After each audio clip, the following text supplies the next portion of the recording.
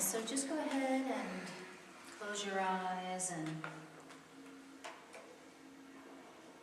just become aware of your breath. Let your awareness focus and rest gently into the rhythm of your breath. Becoming aware of your inhale and aware of your exhale. Seeing if your inhale can be full and deep and your exhale complete. Just let it go. Keeping a nice connection between your inhale and your exhale. A gentle infinity symbol shape between your inhale and your exhale.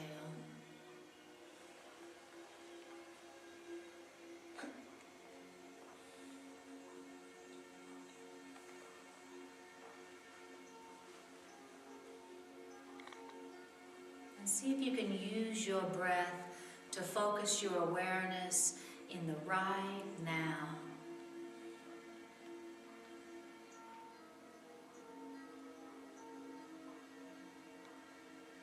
And see if you can allow your awareness to wake back up to the right now.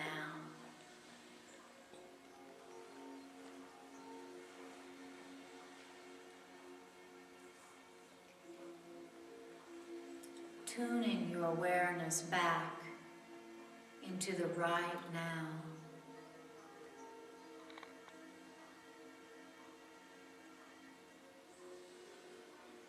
And then ask yourself and ask your higher mind, what is happening right now?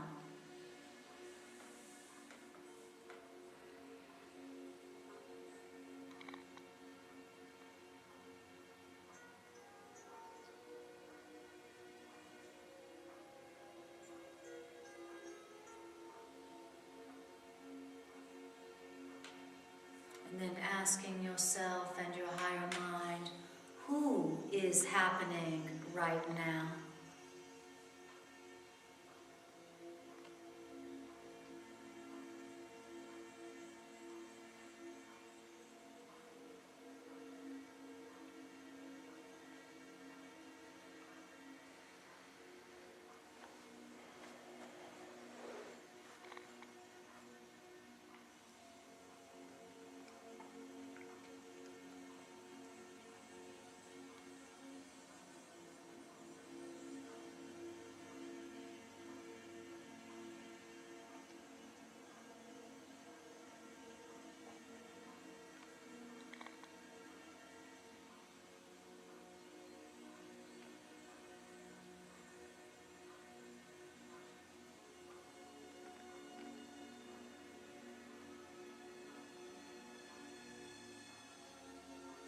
I want you to see if you can experience the now as an open and expanded state of mind,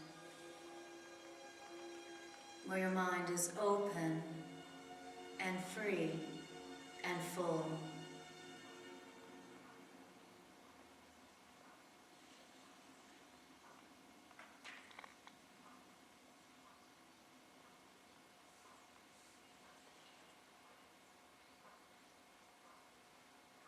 And you may even want to say to yourself, in this precious moment, my mind is open, free, and full.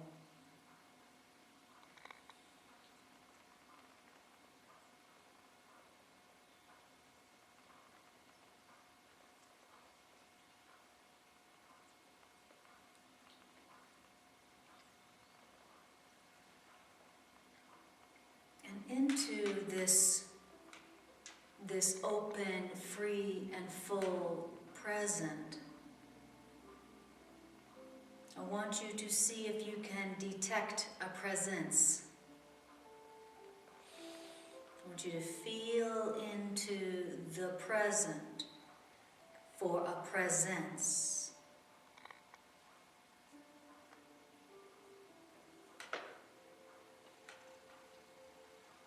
And don't forget to breathe.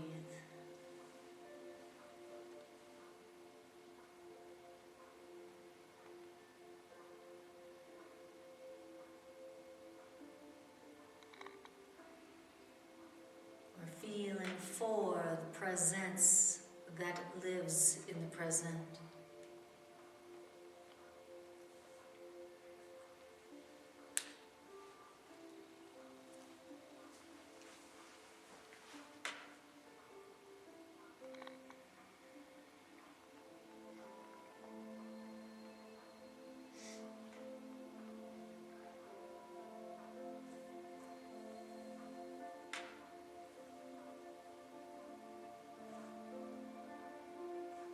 Take note of what this presence feels like.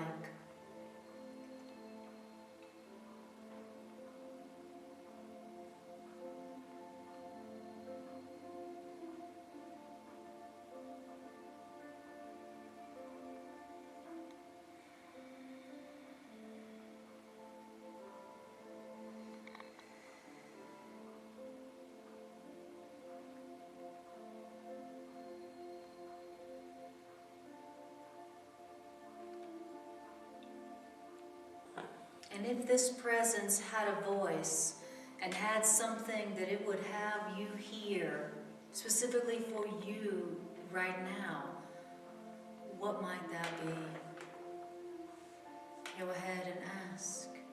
Ask it for what it would have you hear right now.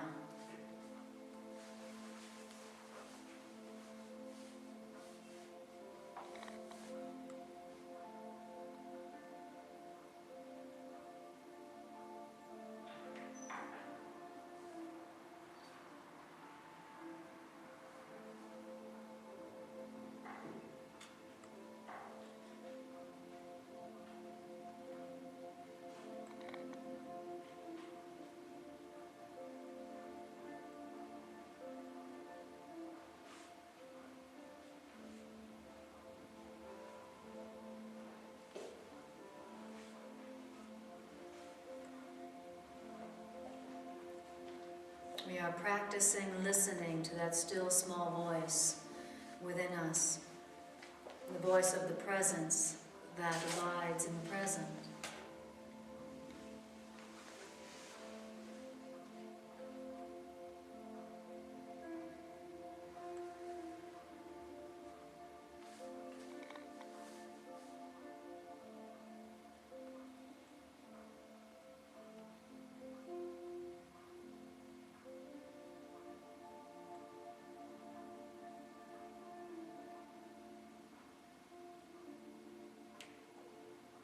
We are learning how to ask and then listen.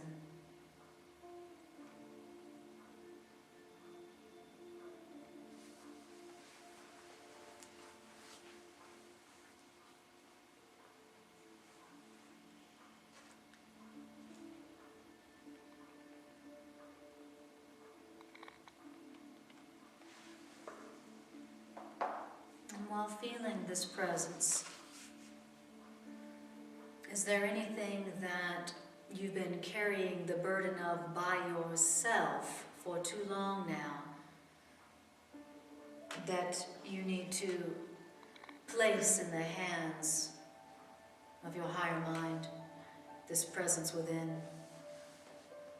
If so, go ahead and hand it over.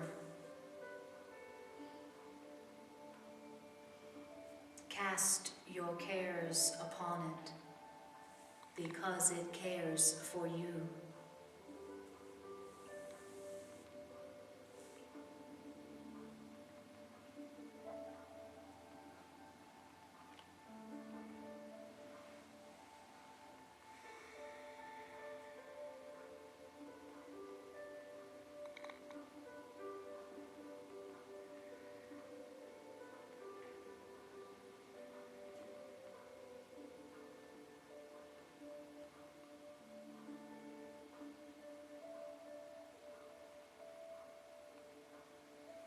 And then just for a few moments more, just rest in that feeling, that sensation of being indwelt and being heard and being not alone in the inner silence of your mind.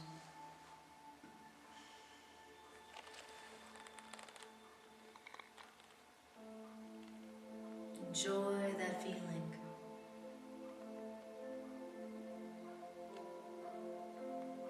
that sense deepen in you.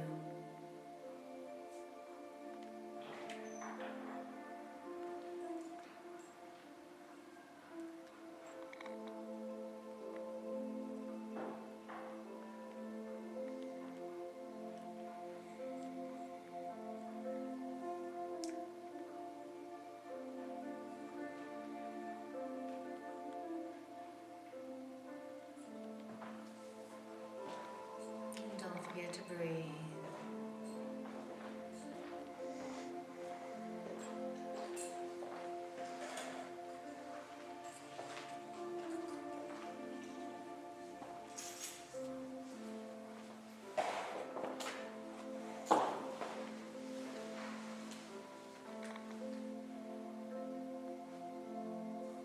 And just for a few moments more, tune in, see if you can tune into the sensation of not only being indwelt, but the sensation of being surrounded, of having other like-minded beings around you, joined with you in a common purpose. Tune into that sensation. What does it feel like? To have your eyes closed and focused within, but to not feel alone. Not on the inside and not on the outside. How does that feel?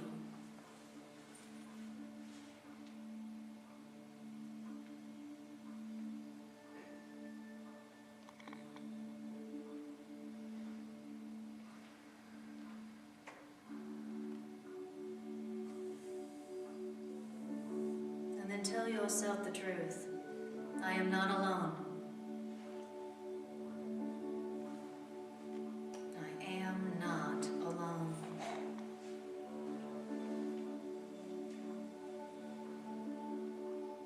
And see how that feels.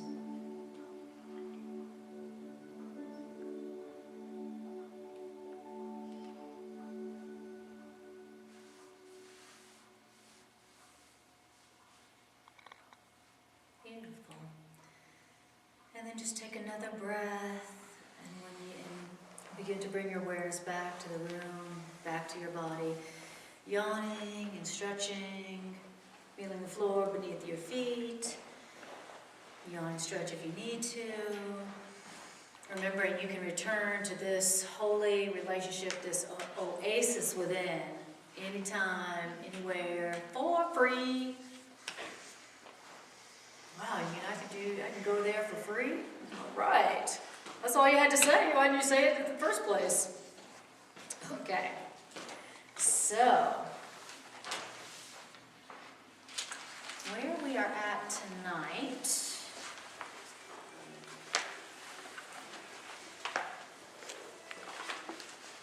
All right.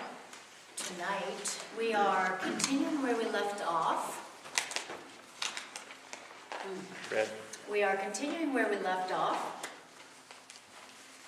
in the original edition, chapter 4, in the paragraph that starts, "The ego literally lives by comparisons." So I don't have a book form in front of me, so I can't see. What section? Yeah, it's called the ego and false autonomy. Now, if you are reading from the edited version, as you are, Tom, and remind me of your name again? Linda. Thank you. If you are reading from the edited version, then remember last week we identified where that was. You have also, where is it in the edited version? Page 58, number 7. Okay. Section 7. Is it chapter 4, right? Oh, sorry. Chapter Chapter 2. 4. Chapter 4, page 51, if you don't have the section numbers. Okay. Other edited version. So what section in chapter 4 is it in the edited version? What section? It's Roman numeral 2, the ego and false autonomy, Okay. and So- it's number 7, section 7. Okay? What paragraph do you have? I have paragraph 32, where it says the ego literally lives by comparisons, but there's different electronic versions too. Maybe next time I'll actually have looked at all this before you come to class, where it is and all the different versions. All right, does everybody see where the paragraph we're starting on? The ego literally, okay. So in this section, notice it's called the ego and false autonomy, which you may as well say the ego is false autonomy. This section is a very interesting anatomy of the ego. Okay, so in this section you will learn a lot about what the ego is, how it came to be, what it says, how it operates, what it does, everything you could ever want to know about the ego. That should be its subtitle, okay? Everything you ever want to know about the ego. Now, this is a very, whenever the Course in Miracles talks about the ego, very valuable, very practical topic. Because the Course says, if you heard what your ego was really saying to you, and if you saw what the ego was really trying to do to you, you would not listen to it. You would not tolerate it. You would not be so tolerant of mind wandering. You would not be so tolerant of what the ego is saying to you. You would recognize it when it was speaking. You'd go, oh, that sounds like the ego. I can tell because what it's saying and how I feel. You would recognize it was the ego speaking, and you would not listen. You would not listen. So if you notice that you're still listening to the ego as evidenced by how you feel, then it's because you're not recognizing when the ego is speaking, right? You're not recognizing it. And the Course says we're not recognizing that it's our ego speaking to us because at that moment we really want it. We really want what it's saying, right? The ego says you're different, you're better, you're worse, and we're like, yeah. In that moment we're wanting to feel different. We're wanting to feel better or worse. And so we don't notice, oh, that's the ego, right? So anyway, so the more you can recognize what the ego is saying, why it says it, what the ego is about, how it operates, the more you can recognize it when it's speaking and choose a better voice. The Course in Miracles says you have a better voice in your mind.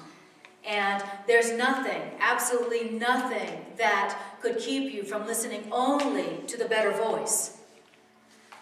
Except that, number one, you don't recognize it, and number two, you still think that the ego will give you more than the truth will. We still believe that fear will give us more than love. And so we're predisposed to listen to the ego still. So this is a great section in learning the anatomy of the ego. How does the ego think? What does it say? What does it do? So that we can be hip to it and choose a better voice, okay? So this is the third class on this particular section. If you want to hear the first two parts of this class, you need to go to my YouTube channel and you can listen to it there, okay? And I put the dates on all my classes. So if you want to find the last two classes, go to this date and then go back 2 classes. Does that make sense? All right. So here we are on the paragraph that starts, the ego literally lives by comparisons. How does the ego live? By comparing. And this means that equality is beyond the ego's grasp. And because of that, charity becomes impossible. In other words, the ego never gives out of abundance because the ego was made as a substitute for abundance. Okay? So then it says, this is why the concept of, quote, getting arose in the ego's thought system. Okay, so I'm going to stop there for a second. Okay, so if we weren't making comparisons, if we weren't always comparing ourselves, comparing ourselves with others, could the ego survive? No, the ego cannot live on equality. The ego is anti-equality. The ego is starved out by equality. What does it say about equality? It says it can't even grasp it. Your ego can't even grasp equality. What do you mean we're all equal? What do you mean me and this person are equal? What do you mean those two people are equal? What do you mean Israel and Palestine are equal? What do you mean that we're equal? The ego cannot grasp it. The ego lives on comparisons. Wow. So if you're watching or hearing your own mind doing comparisons, then you know that you're listening to your ego. And if you want to step out of your ego and all the pain and anger and lack that it causes, then you may want to choose a thought that represents equality. So if you're in your ego or you're in a situation you know is ego, then if you want out, you go, okay, we are the same. We are equal.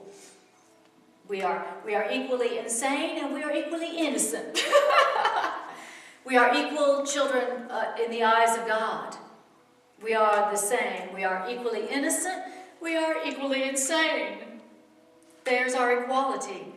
We're equally asleep. We're equally deserving of love. Equality. So if you can choose a thought of equality, then it pops you out of the ego mind, which means it pops you out of all the consequences that come from listening to the ego mind. So, are there any areas of your life right now where your ego is telling you, is using comparison to tell you that you're different from anybody? That's the area where you need to practice the thought of equality. All right. Where is it that you're saying about somebody, I'm glad I'm not them? Or where is it in your life where you're saying, I wouldn't do that. I would never do that. Or where is it that you're saying, God, I wish I was them, or I wish I had what, how come they have that and I don't? Right. That's the area right now where your ego's in charge. And that's the area where you're going to be experiencing pain. All right. Well, that's pretty much everywhere. Okay, that answers that question. Now, then it says that because it's always comparing, it can't give truly. It can't give without getting. And it says that's why the ego never gives out of abundance. Why can the ego never give out of abundance? The ego is made as a substitute for abundance. And this is why the concept of getting arose in the ego's thought system. Okay. So what the ego thought system has nothing to do with giving. The only giving that the ego does, as we learned last week, the only giving that the ego does, or the only giving we do when we are in our ego, is to get. Giving to get. The getting concept. I only give if I'm going to get something in return. See if I recognize that. When there's something in it for me, I'm oh so charitable. But aside from that, forget about it. Right? We're taught you make every giving a leverage. We make giving, or the ego makes giving into leverage. You only give if you can use it to leverage something in return. So the Course is never truly charitable. It never gives out of a real sense of abundance. It only gives if the thing it's going to give up is going to be worth the price for what it gets in return. Wow. And that's why our ego has no idea what real abundance means. Right? So then it says, so basically the ego is all about getting. It's all the ego's about. Getting. That's all it's about. And it says that, as a matter of fact, all appetites are getting mechanisms. Wow. And appetites, all appetites represent the ego's need to confirm itself. Very interesting. Okay, what is the appetite? What are our appetites? What did you just call our appetites? Desires. Getting Mechanisms. Wow. Now, did he say all appetites? I know I hated that when I first read that, because I've got a lot of appetites. So, and interesting, some days I feel like my day is ruled by my appetites. I just go from one appetite to the next appetite to the next. Now I have to get this appetite filled. Now I have to get that appetite filled. Now I have to get that appetite filled. Sometimes I wonder, God, what it would be like if one day I wasn't able to fulfill my appetites. I couldn't get my coffee first thing in the morning. I couldn't get my breakfast right after that. You know, appetite after appetite. You know, it says that all of the body's appetites are getting mechanisms. How very interesting. He says, and what is the ego trying to get through the appetite? What's the ego trying to get? It's trying to get itself confirmed. So it's trying to say, I'm real, I'm you, I'm you, you're a body, you're a body, you're a body, you're a body, you're a body, I'm a body, you're a body, I'm real, I'm real, I'm real. It's trying to confirm itself. Wow. So in other words, the ego is very, very, very, very, very, very insecure. It's like a very, very, very, very needy friend. Do you love me? You still love me? You love me? You love me? You still love me? You love me? You love me? Are you mine? Are you mine? You love me? You love me? I mean, are you mine? Okay. Oh, all right. Okay. Yeah. I love you. You still love me? You still love me? You still love me? Well, it's only been a minute. I know. You still love me? That's the ego is very, very, very, very, very, very insecure. Ultimately insecure. So it's always trying to get you to confirm it by feeding it.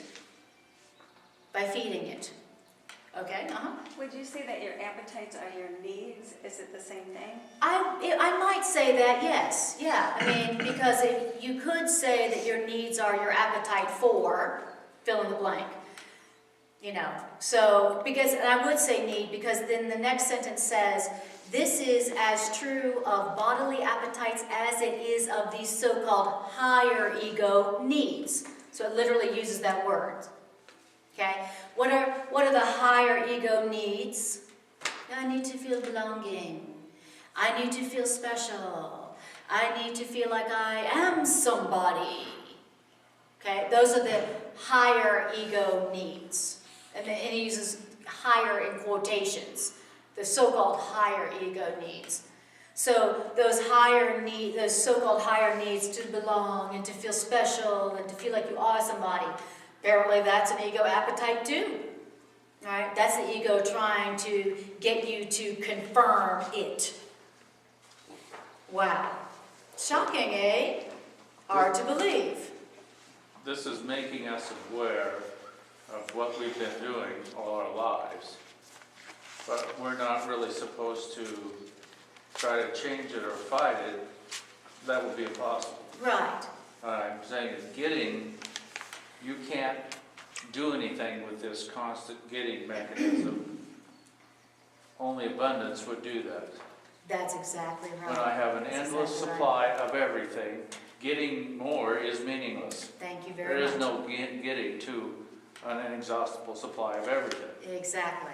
So you have to learn abundance to get out of this getting thing. Exactly. Only by learning your lasting sense of abundance is the only way to diminish the physical, the ego appetites, the getting mechanisms, right?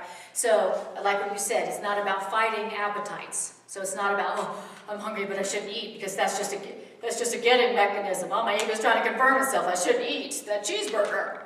You know, it's not about fighting those appetites. It's about awareness and going for learning the truth about the abundance that you are and that you have within you.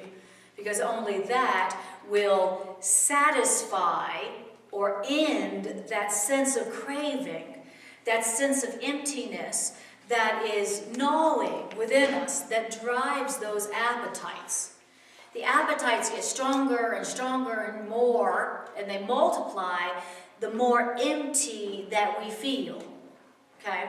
So the more the ego is trying to, hey, confirm me, I feel like nothing, I feel like nobody, I feel like nothing, I feel like nobody, I don't feel like I have anything, the stronger our appetites become, and the more multiplied they are. And the more that we feel like those appetites rule us and run our lives. And then we go, wow, I'm addicted. Or wow, I've got a bad habit going on here. right? They just represent the deeper needs, don't they? That's exactly right. I can eat all I want, I'll still feel empty, Exactly. because that's what I'm really trying to feel, is my emptiness. That's exactly right. So when we say that the appetite, which is a getting mechanism that the ego is using to try to confirm itself, is the same as saying, I'm trying to confirm myself. I'm trying to confirm myself. I don't feel like I'm enough. I don't feel like I have enough. I don't feel like I am enough. I don't feel like somebody. I don't feel special. I don't feel important. I need to confirm myself. I need to confirm that I exist. You know, the ego is this wondering, do I even exist? Am I real? Do I have any value? What is my value? What is my worth? Because the ego was made out of a defense against your identity. So as long as you identify with your ego, you will be confused and not know who you are, and wonder, and feel confused about your worth and your identity, because the ego was made as a substitute for your reality. So as long as we're identifying with our ego, and identifying with our body, or anything physical, we are going to feel empty. We are going to have what we call low self-esteem. And then we will be more ruled by appetites that we feel an insatiable, we feel a power to satisfy. And so exactly what you were saying, Jim, it says, the next sentence says, bodily appetites are not physical in origin. Oof. Wow. Bodily appetites are not physical in origin. Wow. Hard to believe, eh? Hard to believe. But see, what that means, or the reason that that is the case, is because the ego regards the body as its home. And the ego does try to satisfy itself through the body. Wow. What is my ego trying to satisfy itself through, or confirm itself through? What am I trying to satisfy myself through? What am I trying to confirm myself through? The body. Wow. Interesting. But the idea that it's possible to satisfy myself or my ego through the body, that is a decision of my ego, which is completely confused about what is really possible. And because my ego is completely confused about what is really possible, this accounts for the ego's erratic nature. Okay, so what have we heard about the ego? The ego is erratic. Does anybody recognize the part of them that is erratic? Has anybody ever been accused by someone close to you of being erratic? I just don't know what you're going to do from day to day. I don't know who you're going to be from day to day. I mean, what do you want? I don't even know who you are. You know, the reason why we are erratic or come off as erratic is because our ego is erratic. Why is my ego erratic? Because my ego is completely confused about what's really possible. How do I know that? It's always trying to satisfy itself through the body. I am always trying to satisfy myself through the body. Well, if I could just have that cheeseburger, I'll be happy. If I could just have more money, I will be satisfied. If I could just have this body, I would be satisfied. If I just have this money, I would be satisfied. If I have this car, I'll be satisfied. Always trying to satisfy myself through the body. The Course at some point says, what plans do you make throughout the day that don't involve the body's comfort, protection, or pride in some way? I remember hearing that going, let's see, what did I do today that wasn't about that? Let's see. Right.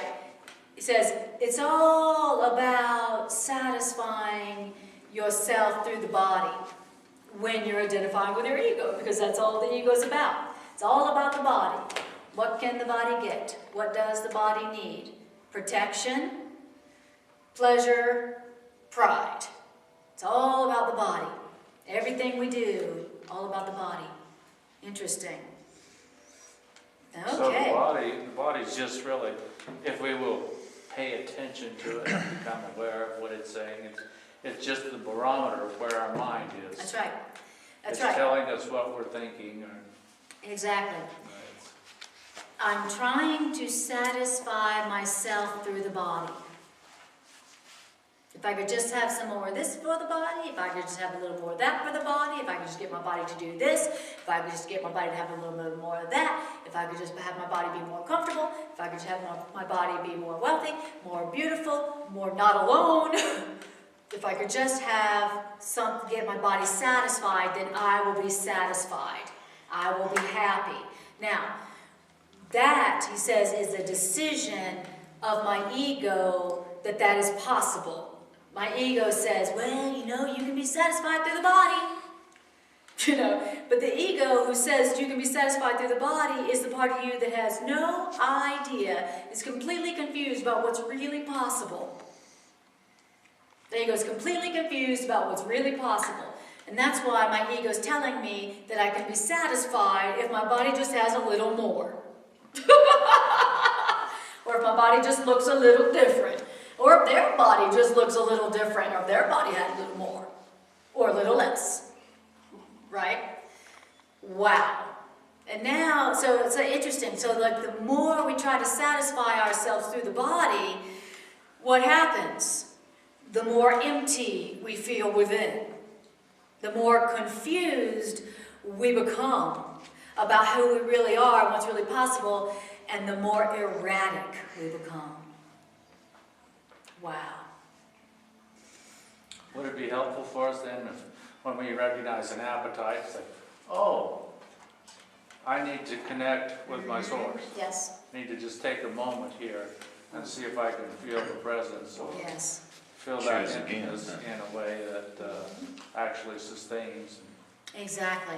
Awareness. Oh, and okay. peace. Yeah, I noticed, I was on the way here, I had just read this and I was tuning into what it meant for me, because my purpose is always to apply it to myself first, or to apply it to myself here in this chair in front of you.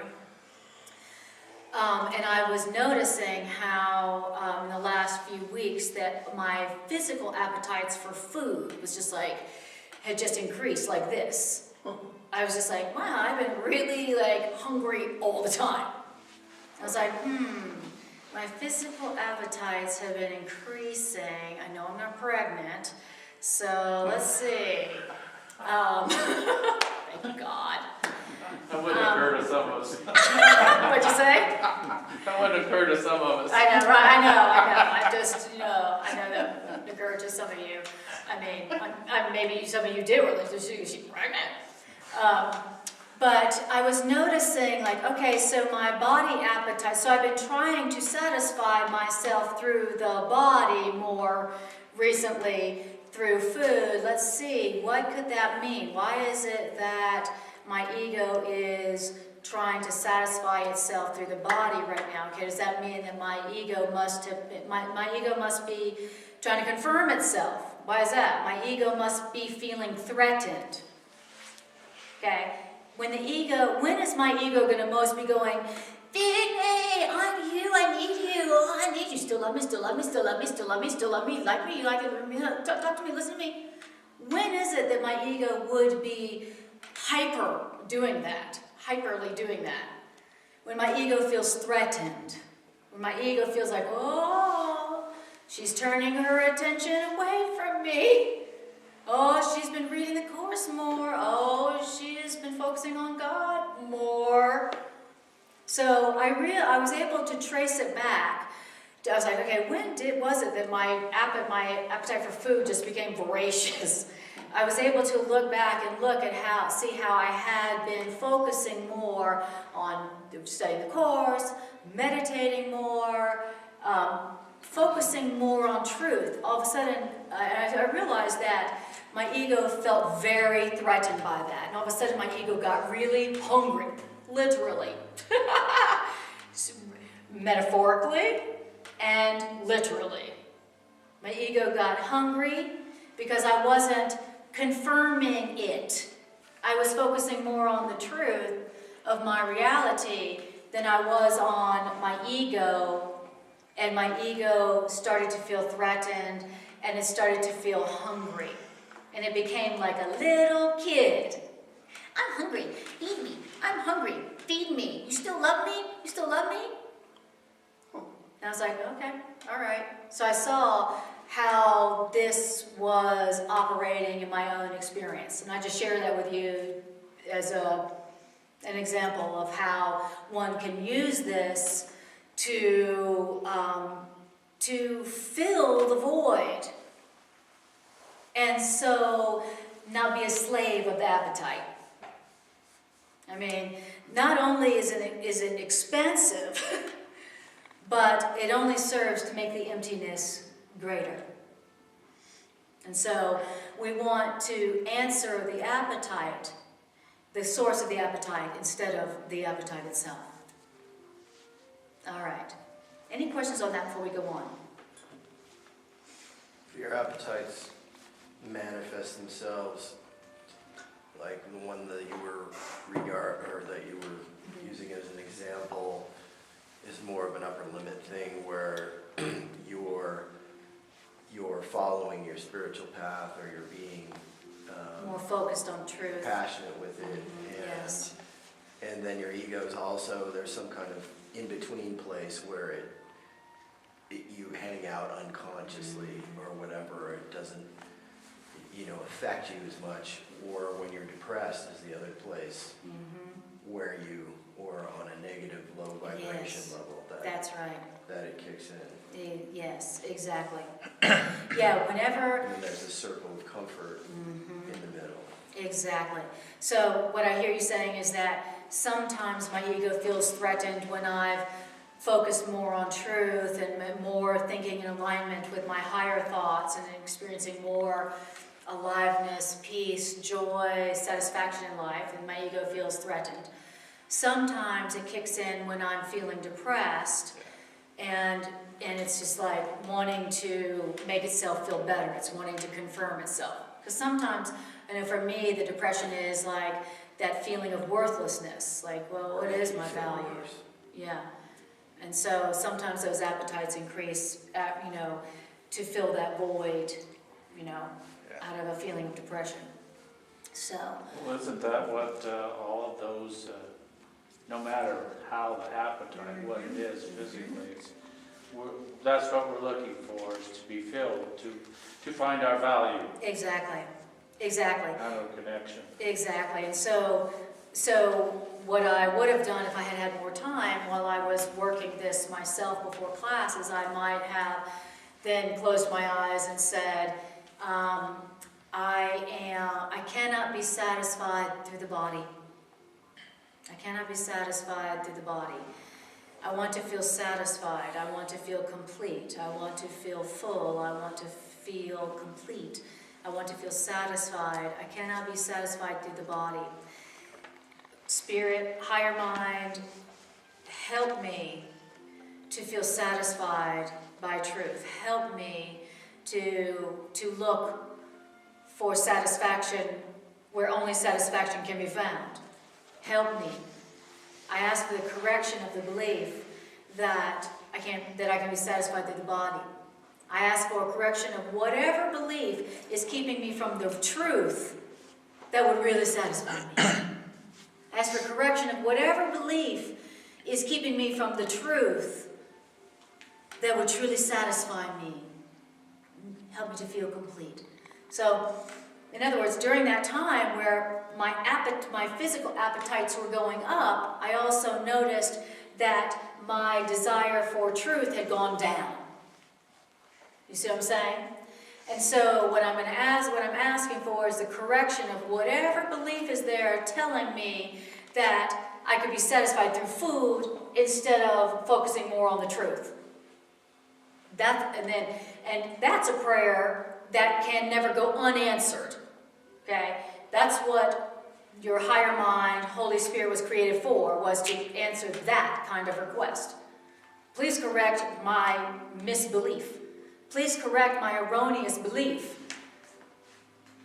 Spirit's always on it, all the time, every time.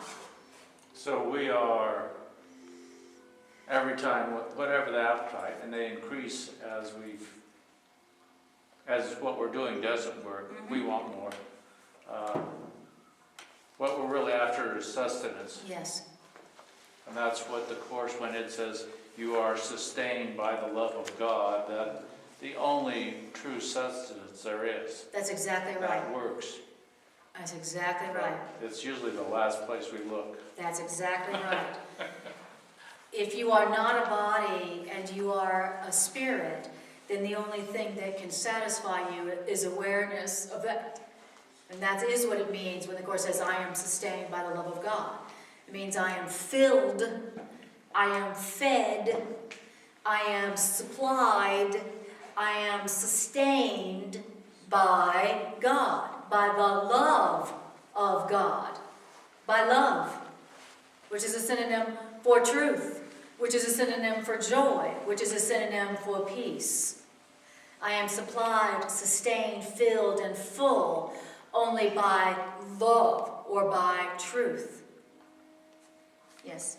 So is the unconscious mind, it's just the ego? You could say that, yes. The unconscious mind is the mind where that we're suppressing and repressing everything into. It's the unconscious mind. But it's really ego-based. I mean, when I think Yes. about connecting with the Holy Spirit in the present moment, you know, I experience that Right. in the now. Mm-hmm. And then, you know, more of our behaviors are unconscious Yes, that's versus right. conscious. Yes. And so I'm like wondering as I'm listening to you talk, so is that just that ego is in your Yeah. unconscious mind? The unconscious mind is the hidden mind. Okay? The ego is hidden. The ego has to be hidden. I mean, if the ego announced its motives openly, we wouldn't listen to it. It has to be shrouded. It has to wear a mask. It has to misrepresent itself. It has to say, I'm protecting you. Listen to me. When really, it's selling you, it's selling you out. And so, the unconscious mind is the hidden mind, where its motives are shrouded. Does that make sense? Okay.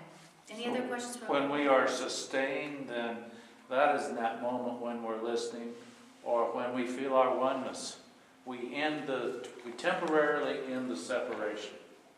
That's right. And really, that's what all those appetites are trying to do. That's right. Is our inner self wanting to quit being separate. Right.